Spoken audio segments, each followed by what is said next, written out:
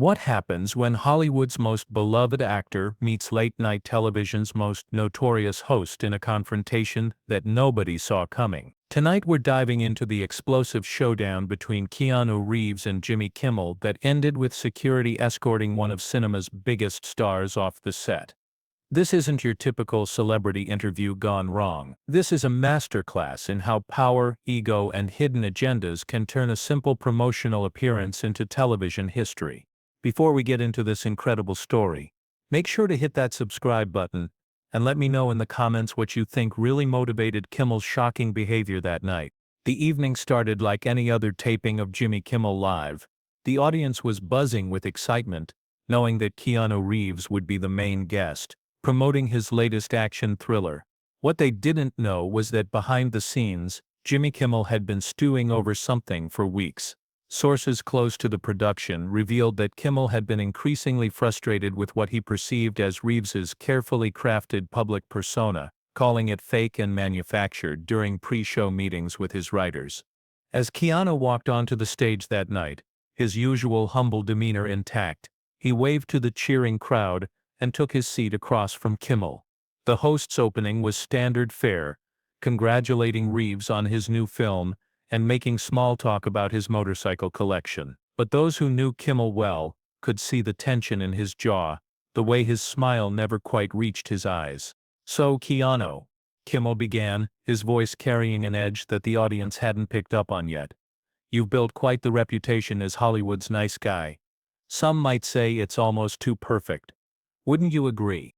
Reeves shifted slightly in his chair, his expression remaining pleasant, but his eyes sharpening just a fraction. "I just try to treat people the way I'd want to be treated, Jimmy. Nothing complicated about that." Right, Kimmel nodded, but his tone suggested he wasn't buying it. "But come on, nobody's that genuine all the time. What's the real Keanu like when the cameras aren't rolling?" The question hung in the air for a moment longer than comfortable. Reeves maintained his composure, but something had shifted in the dynamic between them. "I think what you see is what you get. Honestly, I'm not putting on an act." Kimmel leaned forward, his voice dropping to what he probably thought was a conspiratorial whisper, but was clearly audible to the studio audience. "That's exactly what someone putting on an act would say though, isn't it?" A ripple of uncomfortable laughter went through the crowd. This wasn't the playful banter they'd come to expect from celebrity interviews. Reeves's publicist, watching from the wings, felt her stomach drop as she recognized the signs of an interview going sideways. "I'm not sure I understand what you're getting at," Reeves said, his voice still calm but with a steel undertone that anyone who'd worked with him in his more intense roles would recognize. Kimmel's smile became predatory. "I'm just saying, the whole humble, down-to-earth thing, the giving away millions to charity, the treating crew members like family, it's all very convenient for your image, don't you think?" The studio fell silent. Even the house band seemed to sense that something had gone very wrong. Reeves sat back in his chair, studying Kimmel with the kind of intense focus he usually reserved for learning complex fight choreography. "You think my charity work is a publicity stunt?" Reeves asked, his voice so quiet the boom operator had to adjust levels to pick it up clearly. "I think Hollywood is full of people who do nice things because it looks good, not because they actually care." Kimmel replied, clearly pleased with himself for what he thought was hard-hitting journalism. "And I think audiences deserve to know when they're being manipulated." "Manipulated," Reeves repeated, the word hanging between them like a challenge. Kimmel was fully committed now, feeding off what he mistook for his guest being rattled. "Yeah, manipulated.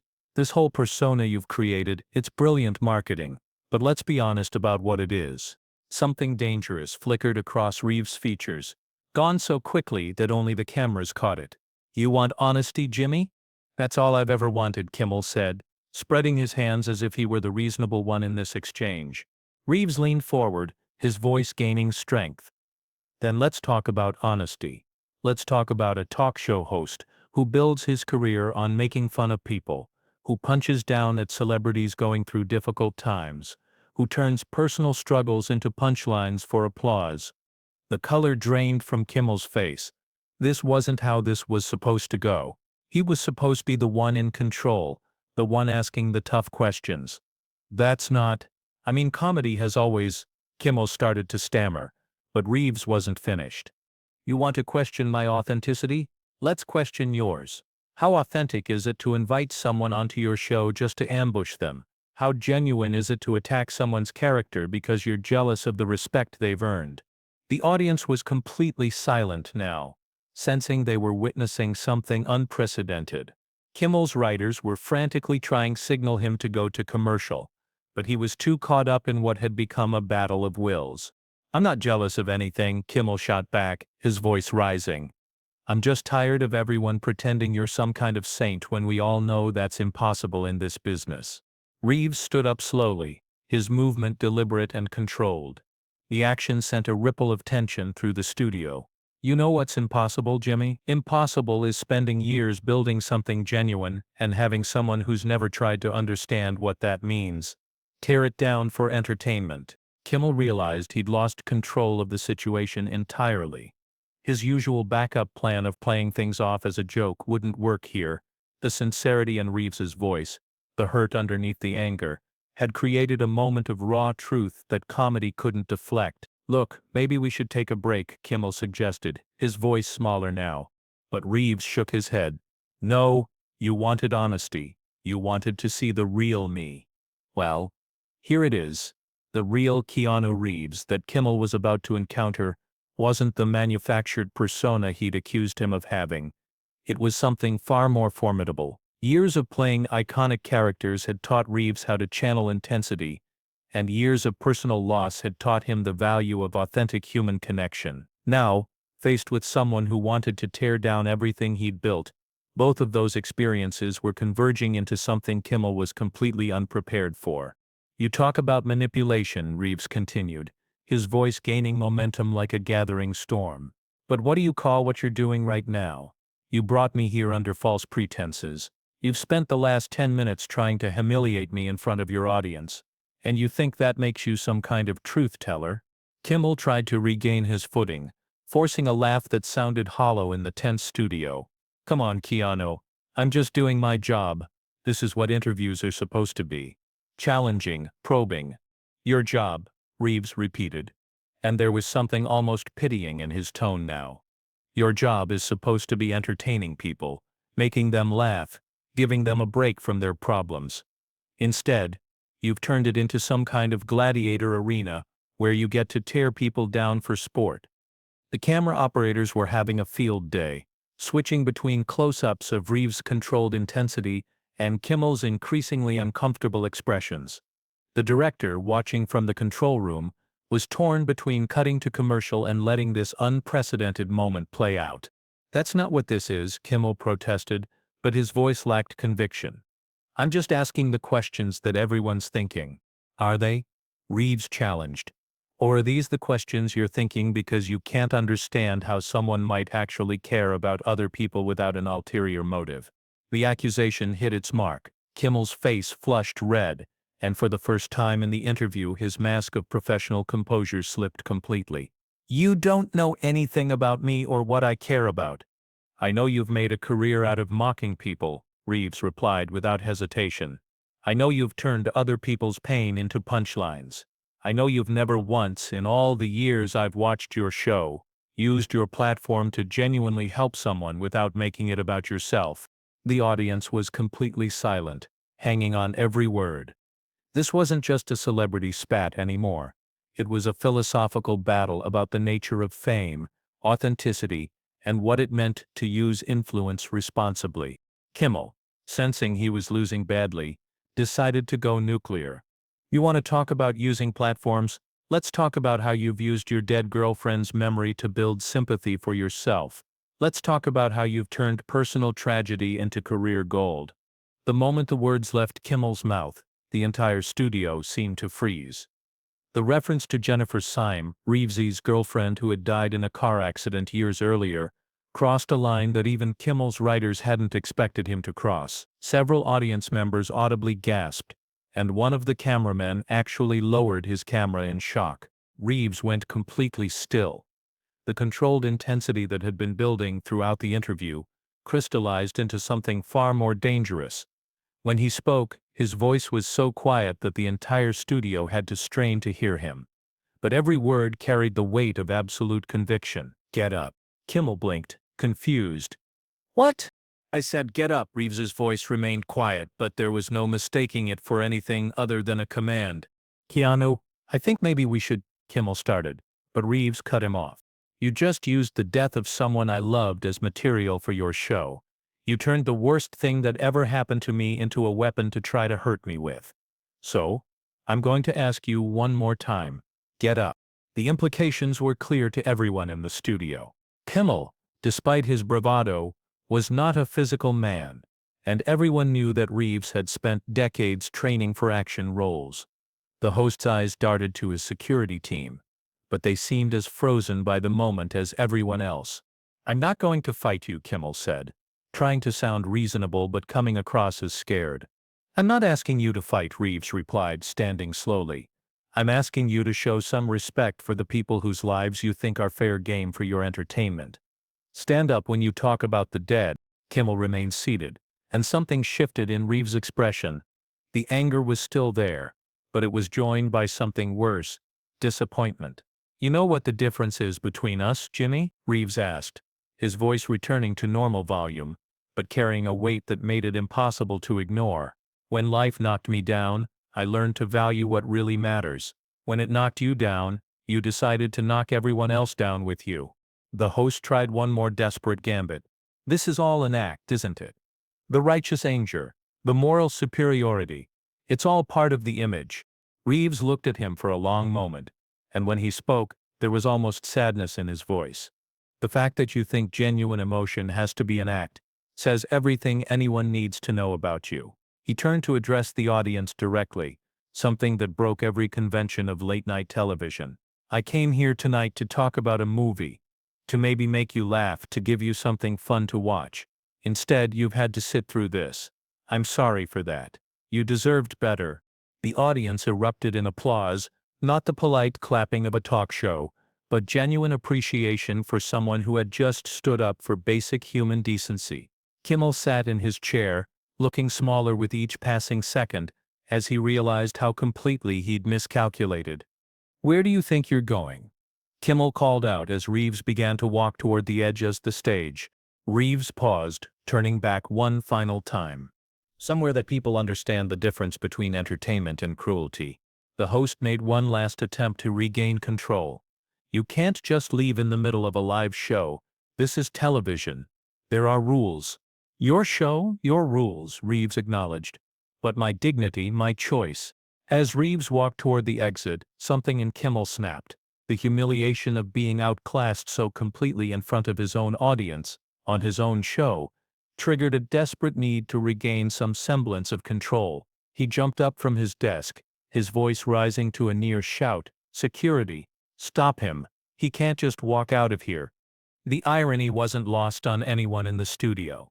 The same man who had spent the entire interview attacking Reeves's character was now calling for security to physically prevent him from leaving, as if Reeves was somehow the problem in this scenario. The security guards, clearly uncomfortable with the entire situation, moved hesitantly toward the stage. Reeves stopped walking, but didn't turn around immediately. His shoulders tensed slightly, and when he finally did turn, the look on his face was one of complete disbelief. "You're going to have me physically restrained because I won't sit here and let you mock the memory of someone I loved?" The question hung in the air like an indictment. Even Kimmel seemed to realize how this looked, but he was too far down the rabbit hole to back down now. His pride, his ego, his desperate need to never appear weak on his own show, all of it was driving him toward a decision that everyone else in the studio could see was catastrophically wrong. "You agreed to do this show," Kimmel said, his voice shaking slightly. "You have contractual obligations. You can't just decide you don't like the questions and walk away." Reeves looked at him for a long moment, and when he spoke, his voice carried the kind of quiet authority that made it clear why he'd been able to convincingly play everyone from Neo to John Wick. "Watch me." The security guards had reached the stage now, but they looked about as enthusiastic about this assignment as anyone has ever looked about anything. These were professional security personnel, not actors, and they could clearly see that Reeves hadn't done anything wrong beyond refusing to participate in his own character assassination. The head of security, a large man in his 50s who'd been working television sets for decades, approached Reeves with obvious reluctance. "Sir, I'm going to have to ask you to return to your seat." Reeves looked at him with something approaching sympathy. "I understand you're just doing your job, but I'm not going back to that chair to be insulted for entertainment." "He's disrupting the show," Kimmel called out from behind his desk, as if that somehow justified what was happening. The security chief glanced back at Kimmel, then at Reeves, clearly weighing his options. Years of experience had taught him to read situations, and everything about this one felt wrong. The audience was dead silent, watching this surreal standoff unfold. "Look," the security chief said quietly to Reeves, "maybe we can just escort you backstage. Let things cool down a bit." "I appreciate that," Reeves replied. "But I'm not going backstage to wait while he decides what other personal tragedies he wants to turn into material. I'm leaving." Kimmel, watching this exchange and realizing he was losing control of even his own security team, made perhaps the worst decision of the entire evening. "If you don't stop him, you're all fired. This is my show and I decide who leaves and when." The threat backfired spectacularly. The security team, already uncomfortable with the situation, now had to deal with their boss essentially ordering them to physically restrain someone who was clearly the victim in this scenario. The head of security turned to look at Kimmel with barely disguised contempt. "Sir, this man hasn't committed any crime, hasn't threatened anyone, and isn't causing any real disruption beyond refusing to participate in something he finds offensive. I'm not going to put hands on him for that." The audience, which had been silent throughout this entire exchange, suddenly erupted in applause. It was clear where their sympathies lay, and it wasn't with their host. Kimmel's face went through several shades of red as he realized that he'd not only lost his guest and his audience, but now his own security team was essentially refusing his direct orders. In a last desperate attempt to regain some authority, he played what he thought was his trump card. "This is being broadcast live to millions of people. Do you have any idea what kind of chaos this is going to cause? The network is going to have my head." Reeves, who had been moving slowly toward the exit, stopped and turned back one final time. When he spoke, his voice carried a finality that made it clear this would be his last words on the subject. "Jimmy, in about 5 minutes, this show is going to end. Tomorrow, you'll still be here, still sitting behind that desk, still thinking that tearing people down is the same thing as building yourself up. But tonight, right now, you had a choice. You could have had a conversation with someone who spent years trying to do good in a difficult industry. Instead, you chose to attack him, to mock his losses, to question his motives, and then to try to force him to sit there and take it." He paused, looking directly into the main camera, addressing not just the studio audience, but everyone watching at home. Everyone watching this can decide for themselves what that says about the kind of person he is, and what it says about the kind of person they want to be. The silence that followed was deafening. Even Kimmel seemed to realize that he'd been completely outclassed, not just in the moment, but in a way that would follow him for years to come. Reeves nodded once to the security chief, who stepped aside without hesitation, then walked calmly toward the exit. As he reached the edge of the stage, one audience member started clapping, then another. Within seconds, the entire studio was on their feet, giving him a standing ovation that drowned out anything Kimmel might have tried to say. The host sat behind his desk, watching his own audience celebrate someone walking out on his show, and for the first time in the entire encounter, he seemed to understand the magnitude of what he'd done. His writers were frantically signaling for a commercial break, but the damage was already done. As Reeves disappeared through the exit, still receiving thunderous applause, Kimmel was left alone on stage, facing an audience that had just witnessed him reveal exactly who he was underneath all the comedy and charm. The man who had built his career on making other people look foolish had just made himself look worse than any of his targets ever had. The standing ovation continued for nearly 2 full minutes, long after Reeves had left the building. When it finally died down, Kimmel tried to salvage something from the wreckage. "Well, folks, that was certainly unexpected," he said, attempting his usual jovial tone, but his voice cracked slightly. "I guess we'll have to find a different way to fill the rest of the show." But the audience wasn't buying it anymore. The spell had been broken. They'd seen behind the curtain. What they'd found there wasn't pretty. The rest of the show limped to its conclusion, with awkward banter and a musical guest who seemed as uncomfortable as everyone else in the studio. As the credits rolled and the audience filed out, the conversations weren't about the jokes or the skits. They were about what they'd witnessed. About the difference between someone who used their platform to tear others down and someone who used their influence to lift others up. They'd come for entertainment and instead received a masterclass in character, delivered by someone who proved that authenticity isn't about being perfect. It's about standing up for what's right, even when it's difficult. The story of that night would be talked about for years, not as a moment when a celebrity had a meltdown, but as a moment when someone showed what it really meant to have integrity in an industry that often seems to reward the opposite. And while Kimmel would try to spin it in various ways in the days that followed, everyone who was there, everyone who watched, knew exactly what they had seen. What do you think drove Jimmy Kimmel to cross so many lines that night? Was it jealousy, insecurity, or something else entirely? Let me know in the comments below. And don't forget to subscribe for more incredible stories from Hollywood that you won't hear anywhere else.